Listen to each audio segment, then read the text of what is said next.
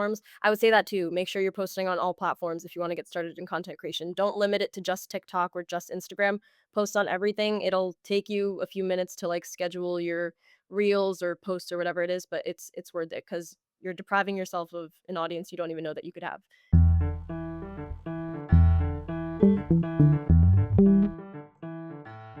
What's going on, everybody? My name is Hassiem Mohammed, and you are listening to The Actor's Instrument, where we discuss the essential qualities you need to stand out in the entertainment industry. My friends, times have changed. The old Hollywood model is dead. Movie stars are out, and content creators are in. So, what does this mean for actors and other creatives who are trying to build a career at this time? Joining me on the show to give some insight into this new model for actors is Kalissa Persaud, aka Long, Tan, and Handsome. Kalissa has amassed a huge following on social media, close to 200,000 followers across Instagram and TikTok, with tens of millions impressions on her TikTok alone. Kalissa has appeared on ABC's What Would You Do, as well as recently in an Xbox commercial and a Super Bowl commercial for Ritz Crackers. Kalissa, as a content creator, has partnered with brands like Meta, Google Pixel, Hard Rock Cafe, and Sour Patch Kids, to name a few. She's here to share what it's like to be an early career artist during this time and how social media has or has not influenced her journey. Kalissa, thank you so much for joining me. Thanks for having me. I'm so excited. Long time no see also. I know. So for context, Kalissa and I met at this program for young artists called Young Arts. Mhm. If you haven't heard of it, it's kind of a crazy thing that exists.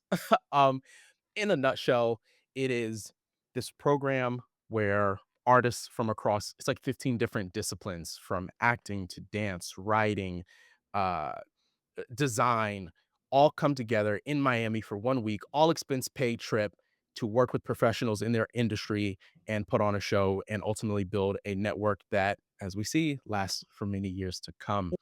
Mhm. This is a program that kids have to apply to slash audition for. I think the age is like 15 to 18 years old, something Right. like that. Um, so when we were in high school, respectively, not at the same time, I'm a few years older. But when we were in high school, we applied to this program, auditioned, were accepted. And so I met Kalissa in 2019.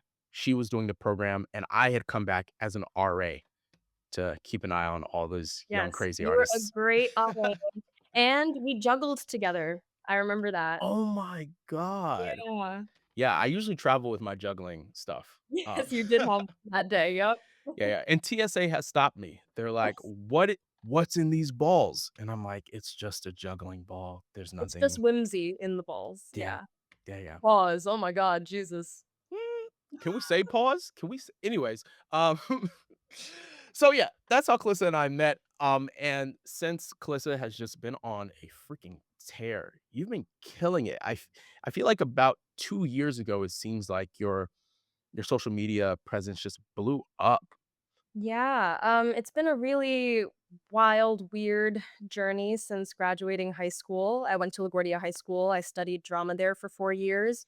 And then after that, I went to Hunter College, which is a CUNY, City University of New York, public university system. I decided to go there rather than doing my BFA because I could not afford a BFA.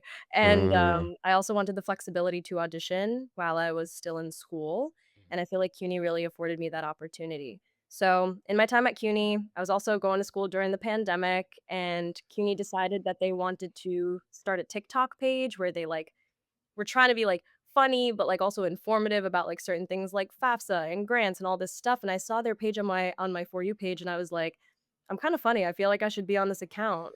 I just commented that, and then within, like, 25 minutes, I had a DM from them being like, "Wait, are you serious? Like, do you wanna make a video for us, and we'll see how it goes?" And I was like, "Yeah," and it just, like, snowballed from there. I ended up being, like, the main admin of that page for a year and a half, 2 years. I expanded my role into being, like, an ad writer. I wrote some stuff for, like, the chancellor of CUNY. I shot my own, like, campaigns with them, like, getting, like, transfer students, like, comfortable at CUNY and getting people to enroll and all this stuff, and I really loved it, so I started doing it on my personals as well, and, yeah, now we're here. It's been really, really crazy and fun, and I didn't ever think of this as a career, so it's pretty crazy that, like, my main source of income is content creation.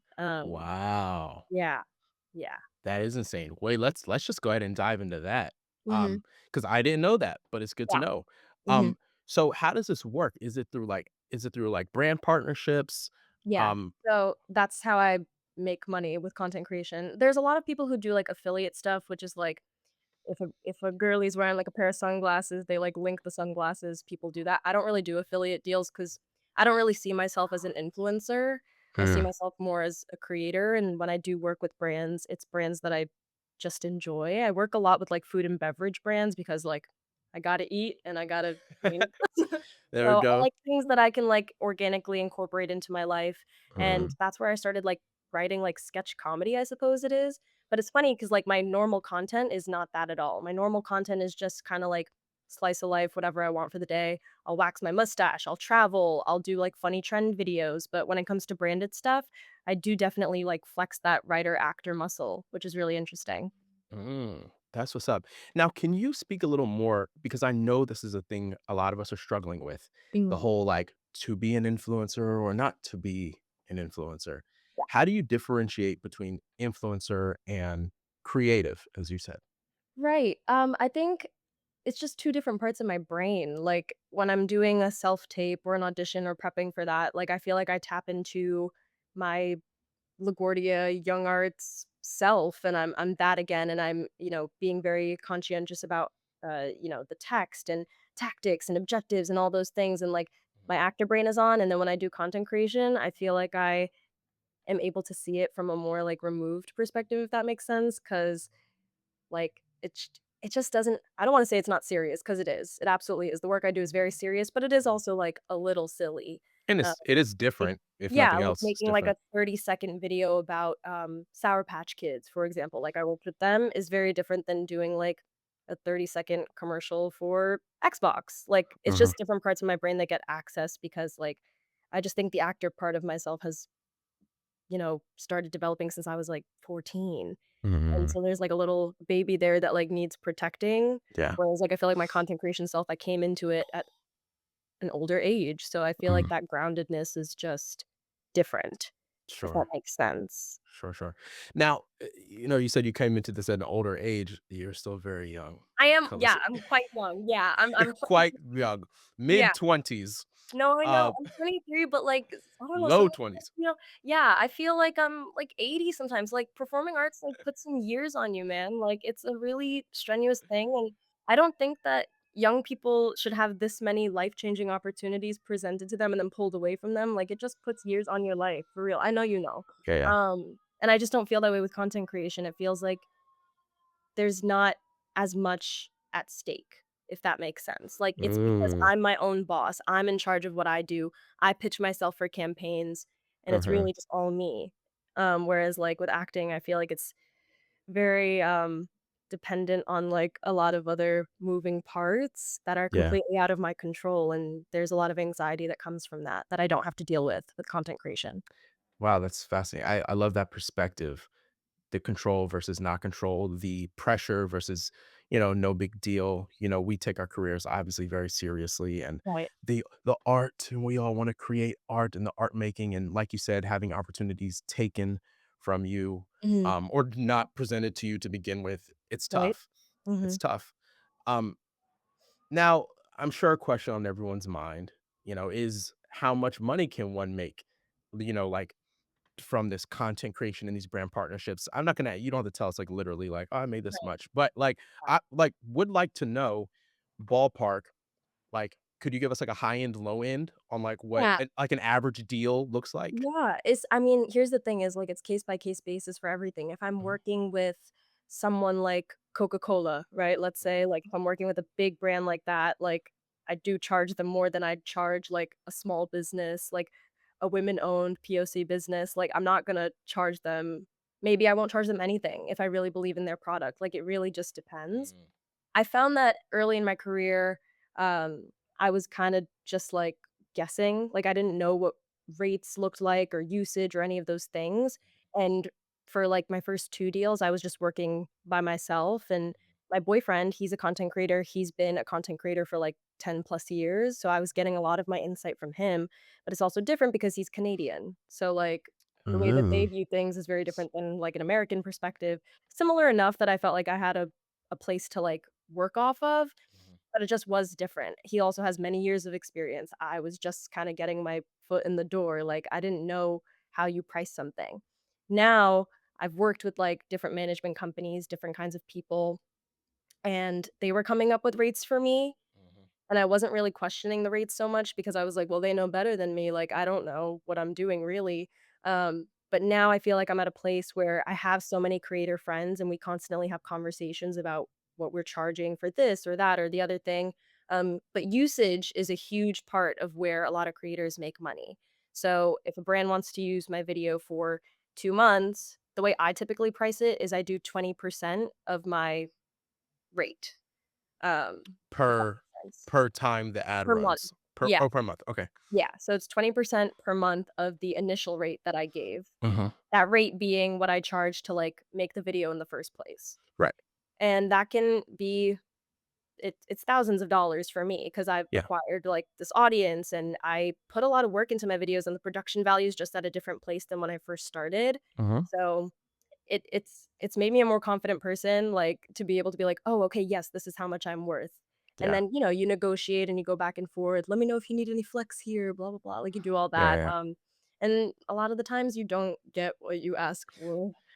I would Sure. say majority of the time you don't get what you ask for, but that's the beauty of negotiation is you just kinda, like, figure it out, and you have to see what makes sense for you and the brand Mhm. and the partnership at large.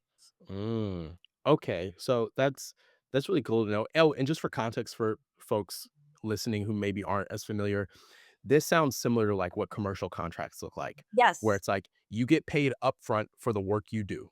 Right. Period. So if I show up on set to shoot a commercial, I just did a Love's commercial. In fact, my sister-in-law just sent a picture of an ad that I'm in, and I hadn't seen this new usage of Mhm, this particular ad. But anyways, you show up on set, you record, you do the job, you get paid usually for that day, mhm, um, slash overtime, etc. And then you get paid additionally every time that thing runs, or for a period of time, or they could buy out for the entire run right.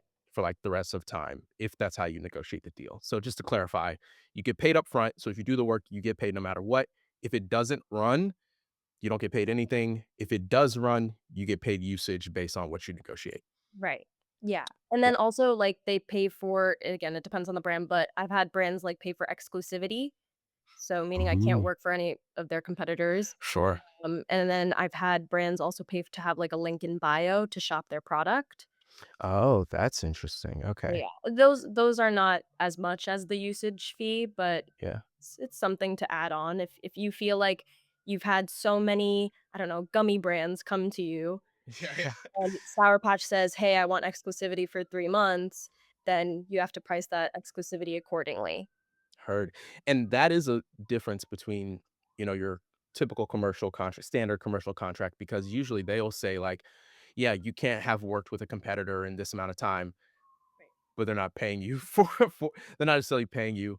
And there's levels, of course, like if there's a particular, let's say, celebrity or influencer who has a status and they're like, hey, we want to pay you for exclusivity, then maybe in a traditional commercial sense, that'll work. right. What I would love to know from your career standpoint, do you treat like how does the content creation affect like Kalissa, like the classically trained actor? Is it do you think of these as like parallel careers that are doing their own thing? Do you feel like, oh no, this one supports the other? Mhm. What does that relationship look like for you? Yeah, I think like I said earlier, my brain compartmentalizes them, but Mhm, then I feel like the world doesn't. So, I mhm, think that's been really interesting. mhm, I'm thinking about specifically a time where, like, I booked a commercial. It was for Pearson Education, like, Connections Academy, like, an online learning academy. mhm, And I went into my audition, I had to do, like, improv for them and all these things that, like, I'm trained to do, and then when I got to set, like, they were doing, my hair or something, and I saw on their sheet, like, they had a picture of one of my videos where I was wearing hair clips, And they were like, "Yeah, so you're gonna wear hair clips for this project." And I was like, "Oh, right, because, like, people are gonna see this commercial, and if they've seen me on my socials, they're gonna be Mhm. able to make that connection of like, 'Oh, that's the girl from Instagram or TikTok,' or whatever it is." Even though this is Mm, Kalissa the actor, yeah. that's not how the world sees it, right? So, like, I'm on set and I'm like, "Yeah, here I am, classically trained, all this stuff," but then, like, I'm wearing something that is so overtly me on my socials, and they're doing it Mm. on purpose, like, that makes perfect sense. Yes, when It's people saw the marketing. commercial, I got, like, 1,000 DMs being like, "Oh my god, girl, I knew it was you because of those hair clips," and I'm like, "What?" Like, and That's it's so crazy. crazy because I'm like, "Wow, I would I guess I would prefer to not have them intertwined, but, like, I don't have a choice." Um so it's strange. I'm still learning how I feel about it. Even in the Ritz Mhm. commercial, the Super Bowl commercial, I wore hair clips. And again, thousands of DMs. "Oh my god, girl, you're wearing those hair clips, like, I knew it was you, da" and I'm like, "What?" Like, this is so crazy that something that I feel is so, like, small, like a hair clip or just a signature looking anyway even my necklaces, like, they've used these in, like, maybe every project that I've done because people know me for wearing, like, these 3 necklaces and these 3 gold hoops and, like, all of those things, so Mm. it's really interesting to see how, like, these commercial projects, like, are very aware of my socials. I've had to Yeah. put my handle down at auditions and stuff, and, like, I totally get it, but it is, like, a learning curve of how comfortable I feel. But like I Yeah. said, I don't know that I have a choice, like, if I Sure. like, I guess it's a positive thing ultimately, right? Because Yeah. if I'm booking stuff because people feel as though, people are gonna resonate with me because they've seen me on socials and I have these recognizable features or accessories or whatever it is, like, cool at the end of Yeah. the day. But it does start to creep up on you as a little bit of an identity crisis for sure. Yeah. Well, and also I feel like you kinda answered another question I had, which is there's clearly a correlation between your Mhm. social media presence and your bookings as an Yeah. actor. Like Mhm. your social media presence is getting you work Mhm. as an actor. Yeah. Now, I feel like there maybe is another side of the coin. Mhm. Because the world, the audience does not differentiate between Kalissa, the content creator, and Kalissa, the actor, Mhm. do you fear that this is gonna affect your ability to do other kinds of work? Because your social me like, well, if you guys don't already follow Kalissa, because she has 200,000 followers, uh, if you don't already follow her, your content is super fun, it's silly, Mhm. uh, it's also very, like, transparent and vulnerable at times, Yeah. but again, in, like, a fun, silly way, I would say, Mhm. do you ever worry that like, oh, there's certain kinds of work that you're not gonna be seen for Yeah. because you have such a strong persona? Yeah, I suppose I could be worried about it. I'm gonna choose not to be just because, like, it's convenient to not worry about it, I suppose, but, like, Sure. that's why I've started talking about acting more. When I first started doing my socials, I wasn't talking about acting at all. Mhm, I wasn't posting anything like, I wasn't posting, like, even tape bloopers because I was just like, that part of my life is so private, and it's something mhm. that's just, like, untouched, and, like, no one has perceived me in that way, and, like, no, like, it's off limits is how I felt at first, but then I was like, "But people are really curious to see someone that looks like me pursuing this field, like, Yeah. entertainment at large, but, like, acting for sure," and I was like, "There's no point in really, like." I still will never post a tape. I wanna make that very clear, like, I'm not posting anything I auditioned for. It's a little corny, It's just, like, like, yeah. not for me. I just feel like those are private moments of mine, Mm, and, like, it's just for me. Because so yeah, much of my life is, like, not for just me anymore. I post about everything, like, I post about, like, my ups, my downs, my relationships, my travels, all of it, right? So I feel like I'm okay talking about, like, the industry at large or, like, even, like, certain projects, I'll be like, "Haha, I auditioned for that," but, like, I won't dive in, and I feel like that's just, like, a certain boundary right now that I have. But I do feel as though when I do book a project or do, something amazing, like, in the acting industry, I'll post about it as it's happening because that's what I really wanna do is, like, when I do reach a certain level, like, I wanna be able to use my socials as, like, a behind the scenes of my life so that yeah. people still feel that emotional tether that they have with me now, and I think that's what I'm trying to build. Mm, Yeah. that's what's up. I love that you're like, I could be concerned, but not gonna be," because ultimately it's outside of your control, right? And, like, I know that there are so many actors, maybe even myself included, who at times when we face this thing of like, oh my God, everybody's doing content creation, like there's this concern of like, well, how are people going to see me? Mhm. Like, oh, nobody's gonna take me seriously. And it's Right. like, really, like, you can't concern yourself with that stuff because it's not up to you. Like, because people could not take you seriously now. Right. Sorry to say it. Like, no shade to anybody who feels that way, but like, you might not be being taken seriously now. And as I said in the intro of this episode, the world is changing. Mhm. And what is serious is the fact that you were in a Super Bowl Ritz Crackers commercial wearing hair clips that were a part of like your identity of your social media presence, which, as you said, is within your control. Right. So to me, what I'm hearing is like you've positioned yourself actually to have more control over your career Mhm. than you would otherwise. Um, Yeah, absolutely, and, my socials, the way I see it is, like, that's my business, like, it's Kalissa Persaud, the brand, right? And that brand is now, in a positive way, like, leaking into my acting career mhm. in a way that's only benefiting me Yeah, at this point. that's amazing. So for somebody who's looking to get serious about content creation, Mhm. any like just like off the cuff advice you have? Um I would say, it's easier said than done, but, like, surrounding yourself with people who are not gonna, like, shit on you for doing content. Like, I think Mm, that's a really big part of it. A lot of people don't wanna do it because they're scared of, like, what their friends are gonna say or their family or whatever it is, and mhm, especially if you're posting on, like, a public profile, like, yeah. it could pop up on anybody's For You page, Explore page, anything. So, you have to be a bit fearless, I think. I could have been really concerned, like I said, I suppose I could be really concerned about, perception and how everyone's gonna, like, see me after I post a mustache waxing or whatever it is, but, like, I'm not gonna do that because, like, it's fun and I like making videos. I like also, like, getting comfortable with the process of, like, editing a video is something Mhm. that I think everyone needs to do because I don't think I know a single content creator that doesn't edit in some capacity, and that doesn't mean, like, in your day-to-day, like, your day-to-day content could be, like, oneers where you're just shooting and having a fun time, but, like, a lot of times for branded stuff, like, I've really only seen, like, edited videos. Yeah. Um, so getting comfortable on, like, just even CapCut at the very least, like, it's a pretty simple editing software. Um, I think that's a good tip because I was very resistant to that at first, like, I didn't wanna learn how Mm, to use any kind of editing software or anything because I was like, "No, no, no, I'm not a content creator, I can't do that, that's not for me." Um, but then you get to a certain point where you're like, "Oh, I actually give me that CapCut right now." yeah. Yeah. Heard, heard, heard, Yeah. heard. Yeah, I had a steep learning curve with this podcast Yeah. and editing. It's a lot of work, but the production value, it's worth it.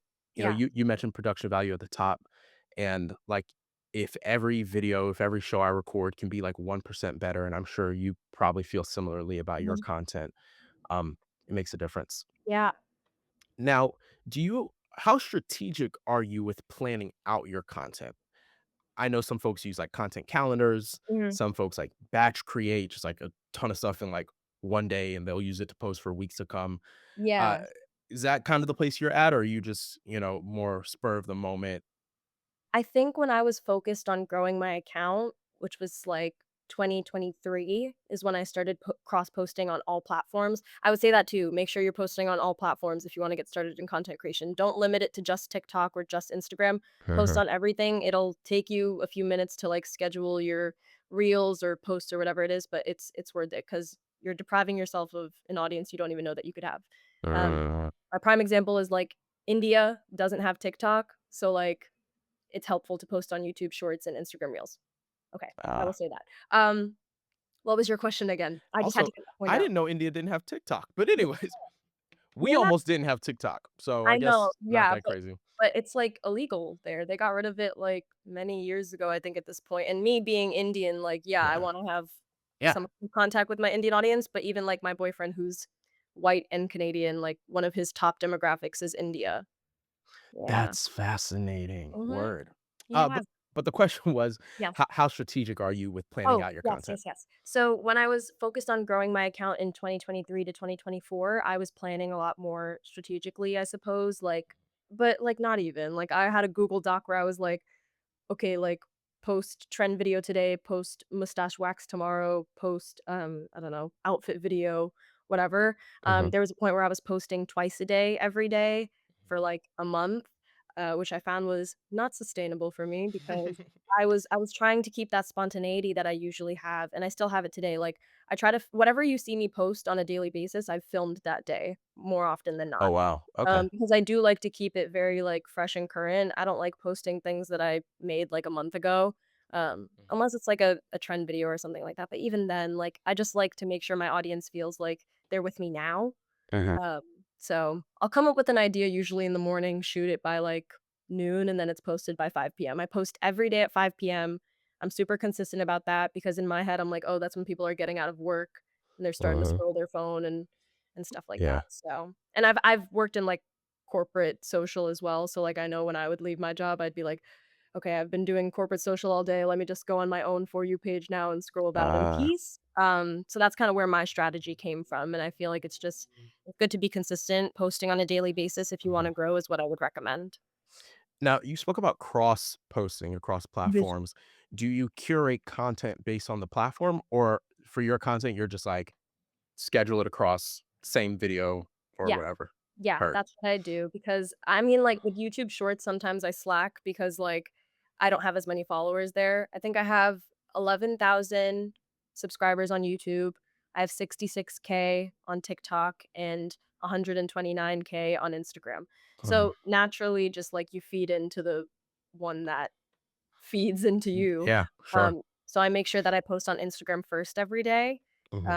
then TikTok, then YouTube Shorts. But Shorts has a really good scheduling feature that I like to use, so I can Mhm. schedule, like, 15 posts for the next 15 days, which I really enjoy doing. Oh, that's And sick. I'll, like, repost videos too, like, if a video has done well before, Mhm. sometimes I'll repost it on YouTube Shorts with, like, a different caption or different hashtags just to see, like, is it gonna do Mm. better if I market it this way or yeah. I've heard of other content creators doing that as well. Alex Hormozy, who Mhm. is he's not a content creator. He's a businessman, but Yeah. his presence is huge. Um, and he talks about that a lot with socials, like not just cross posting, but like literally repurposing a post. And he's like, you never know. Like just Yeah. changing the title of a video could totally get a different reaction Yeah. from folks, especially when you consider like the algorithm is always changing and all that stuff. Yeah. Um, as an actor, what kind of projects are you most excited to work on? Like looking forward, like if you're like, oh man, this would be sick to like book this later Mhm. this year. Anything, would be great. I really just love being on set. I was on set yesterday for a commercial, and it just it always reminds you just, like, I'm so grateful to be here and not in an office. Like, I don't think office life was for me at all. I've worked 3 different corporate jobs, and it's just like it's not my tea. It's okay if it's someone else's tea, it's just not mine. I also don't necessarily I found out in my corporate jobs, like, I don't like having a boss. Like, I like being my own boss. And, like, you could argue, like, on sets, there is a boss and that kinda thing, but it's still Mhm. you delivering on this role or this character at the end of the day, so I still feel like I'm my own boss in that way. But yeah, I just wanna work on anything. I really wanna I wanna do film and TV, obviously, and I have gotten so close to some really amazing projects, so I know I'm doing the right thing, Yeah. um, but, like, just nothing has come to fruition at this point, but I'm very Not nothing. I know. Yes, just in the commercial world, like, yeah, I'm like, yeah, like and I've always known this to be true. I know I have a very commercial face. I know that I'm very expressive. I know that I'm able to, like, really deliver on Yeah, commercial yeah. auditions even. Like, yes, during the commercial, I'm there and I'm doing the thing, but commercial auditions are really, fun for me because I get to just show my full personality and, Yeah. They're fun. They're a lot of yeah, fun. and be who I am, and it's just unapologetically me, and I think that's why I do well with commercials is because that's always what they're looking for. But yeah, film and TV, something cool, love rom-coms, that would be really fun, but, Oh, y you'd be so good in a rom-com. yeah, I did a short film that was a rom-com last summer with my boyfriend and our friend Tope Babalola, he's a content creator as well and filmmaker, and me and him had bonded so much about, like, wow, no one's giving us a chance to, like, flex and, like, show what we've learned and Yeah. so we're gonna do it ourselves, and he came to Hey. me and texted me, and he was like, "I want you to be the lead of my short film. We're gonna shoot it in the summer. It's gonna be a wedding. You're gonna be the maid of honor." I was like, I'm there, and we shot it in Toronto last summer, and it was so, so fun, and it was amazing to work with, like, people that I really love and care about, and we got into Miami Film Festival this year, so we did that last month, and it was really great, and, even there, like, I had a couple come up to me and say, like, "Hey, we follow you on Instagram, and it was so cool to see you do your thing because we know that you're an actor, and we didn't know you were gonna be here, and this was such a great surprise." And I was like, That's "Dang." sick. Yeah, so I don't know, just whatever people wanna cast me in, please, I'm open. I would also love to do theater again, my god, like, I never really get theater auditions, and that's what Mhm. I'm trained in, and that's what I know best, Yeah. and, I find that sometimes it's hard to cast someone that looks like me in a play because that suspension of disbelief that I think exists in musical theater is not always there with straight plays, it just Uh, depends. Um, that's a whole other conversation, but yeah. right. Yeah, I love Right. theater, and I would love to dive into a theater role sometime soon. Great. Now you're represented by a manager, Yeah, or for manager. for acting or for Oh, you tell me. yeah, I was like, I "Oh." assumed I assumed for acting slash everything. Yeah, so I Well, because did a manager is gonna be at the top of your team. So yeah, so interestingly enough, I had a manager for just my socials, like, just oh, my digital stuff, and me uh-huh, and her worked together for a few months, and then we recently just split, uh-huh, and then I've had a manager for my journey in, like, the representation part of things has been really crazy. I used to uh-huh. be represented by Anonymous Content and Gersh. I got signed with Big them dogs. yeah, I got signed with them right after LaGuardia. They came to my showcase that we do at the end of our 4 years, Uh-huh, and I I knew the gravity of that at the time, but I think even now at 23, like, I'm like, "Whoa, that was some shit." Like, that was really insane that that's what where you I started. yeah, yeah, it That's was like career goal for most people is like to yeah. yeah. Yeah, it was really insane, and, like, when I tell fellow actors, they always have the same reaction that you do because it's crazy. And so I What? worked with them for 3 years. Like I said, got really close on a lot of cool projects, but didn't book anything, and then I was about to graduate college in 2022, and I was so tired and so exhausted, and nothing was coming my way, and I didn't know what I was doing wrong, and everything felt like it was kinda crashing down on me, and I was graduating a semester early, so I was really honest with them for the first time ever, and I was like, "Guys, I think I need a break." And they Mm, were like, "Okay." Um, and I took a break for, like, 4 to 5 months, and then by the time I was ready to come back, that's when the writers' strike hit, and I was like, "Okay, guys, I'm ready to go back to work," and they were like, "Mm, no, that's not gonna happen," and I was like, "Oh, man." So they dropped me. Both of them dropped me, which was mm, really tough, and I didn't have representation for a year and a half, and then funny enough, one of my friends from high school I posted a video here we go with the content creation. I posted a uh-huh, video of me crying, being like, "I've reached out to all of these managers and agents that saw me in my showcase at LaGuardia when I was 17 years old." mhm, Reached out to all of them, said like, "Please, please, please, like, take me, like, I'm ready, I wanna do this," but none of them wanted to take me on because they had other responsibilities and other clients and other relationships that were pre-existing before me. uh-huh, So I posted this video crying and being like, "I don't know, guys. I don't know what's gonna happen." And one of my friends from high school reached out and got me a meeting with her agency. And so I signed with them, nice. and that's where I booked Pearson Education, Xbox, and the Ritz commercial, last year. So it was Meant to really be. cool. Yeah, it was an uplifting story at the end of the day. And Yeah, then, I transferred to a different agency in the beginning of this year. So now I'm with Aperture. okay, And my manager I've had since last summer, her name is Chanel. She's with Levity, and she's great. amazing. So yeah, now is the first time that I feel very, like, settled, which is Sure. really nice because I think after being dropped that first time, I felt completely I was devastated, I was heartbroken, I didn't know what to do, and I didn't know if I was ever gonna get to this point right now where I could feel like, "Oh, I can breathe." Yeah. Mm. Wow, what an inspiring story, Kalissa. Yeah. Holy crap! Because yeah, I would be gutted, let's all be honest. I Yeah. mean, you were riding with the big dogs from day one. It also just such good so many good points. It just goes to show that, like, the answer to your career isn't signing with the big agent. Mhm. That's not necessarily gonna be the thing, and sure, we can point to people who, like, yes, they have big agents and are Right. doing big things, but, like, there's so much that goes into this career, and you're a great example of, like, that wasn't the avenue for you, Mhm. and as soon as you took your career into your own hands, as soon as you started getting serious about creating your own content, Yep. and just being honest and transparent about your experience, doors Mhm. opened for you, Right. and Yeah. yeah, and you've been popping off ever since. Yeah, and I also wanna say my manager, Chanel, found me on socials.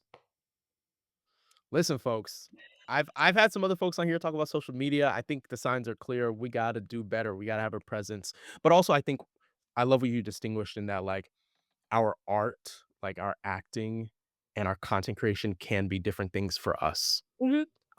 And we don't need to feel the pressure of like those being the same things. Right. Now, I know you said you're really excited to do a lot of different things. If you landed a major deal tomorrow, Mhm. huge Hollywood studio film or like a really great, let's say like series regular or recurring role on TV, Mhm. would you continue creating content? Oh my god, of course. Yeah, I always want people to feel like they have access to me, like, in Mhm. that way. It's so important for me to be someone, um, who is accessible. Like, I don't ever want people to feel like, because I don't know, we feel us I go to a lot of events as a content creator, and sometimes there's celebrities there, other, like, cool content creators, or and I've felt a little intimidated or scared to, like, go up to them and be like, "Hey, I'm a big fan," or whatever it is. I never want people to feel that way with me, and I think I'm doing a good job of establishing that kind of connection with my audience. Like, I have people that come up to me all the time on, like, the subway or in the street or in my local Chipotle, um, and are so sweet and, just yeah, they wanna, I guess, see if, like, I'm the same person that I am on my socials, and the feedback I receive is always like, "Wow, you're, like, exactly the same as you are online," and I'm like, great, 'cause I don't know how to do anything else. I don't know how to be anything else but this. Um, so, yes, I would continue creating content. Um, yeah. I don't know what that content would look like. I don't know if it would be like, 'cause it's tiring to edit things, so I don't know if I would be able to sustain, like, a get ready with me to go to set, and now I'm vlogging the whole day and all this stuff. I don't know. But, yes, I would love to keep creating content. And also there's money in it as well, right? Like, to be very transparent, like, I'm sure that even after Super Bowl, like, a lot of clients that I've had emailed me and they were like, "Oh my god, wow, you just did Super Bowl? Like, we have this campaign coming up. Would you wanna be part of it?" So, transparently, there's money to be made here for sure. Wow, that's incredible. So much respect for you, Thanks. for that. My final question, Mhm. I ask everyone, what is the defining quality that you bring to the table as a storyteller? Oof. Oh gosh. That's so heavy. That's so crazy.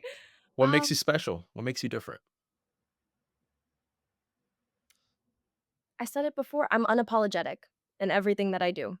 So I think that's what I bring to the table. That is a crazy question.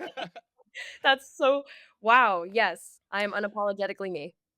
I love it, and I see that in you. It's completely true, and the reason why I ask everybody this question, I never explained it, but, like, I just feel like if I'm somebody listening to this show, it would be helpful to know what all these other people consider to be the secret to their success, Right. and maybe I can replicate that or emulate it in my own way. So I ask every single person, like, what makes you different? And maybe somebody, if that resonates with them, they can take that forward with I themselves. love that. What's your answer to that question? Ugh, I'm the ultimate competitor. Ooh, I love that. I like giving up is not in my DNA. Don't know how to do it. It burns you sometimes. Sometimes you need to like be like, I'm done. That's the But my tenacity, I think, is unmatched. I like it. Yeah. Great. Kalissa, thank you so much for coming on to the show. I genuinely was like, I don't even know if she's gonna see my DM because I feel like you get like probably a million DMs. Like she got all these followers. I was like, I might get lost in the sauce. No, we follow each other, so it went straight to my inbox. I saw it right away. That's fair. Well, thank you so much. It's been great to catch up. Yeah. I'm so proud of you. I was your RA like Yes. 6 years ago, and Thank you're out you. here doing big things, brand deals, and man, I you're on the way up. So keep climbing. Thank you, I really appreciate it. You're slaying too, and you got married, right? Yeah. Congrats. Thank you. Yay. Thanks, Kalissa. Thanks. If you enjoyed this conversation with Kalissa, then you'll love a recent interview I did with Ace Anderson on social media strategy. So be sure to check that out. Thank you guys so much for tapping into this episode of The Actor's Instrument. Please like, subscribe, give us a follow wherever you're tuning in, and we'll be back next Tuesday. Till next time, y'all. Peace.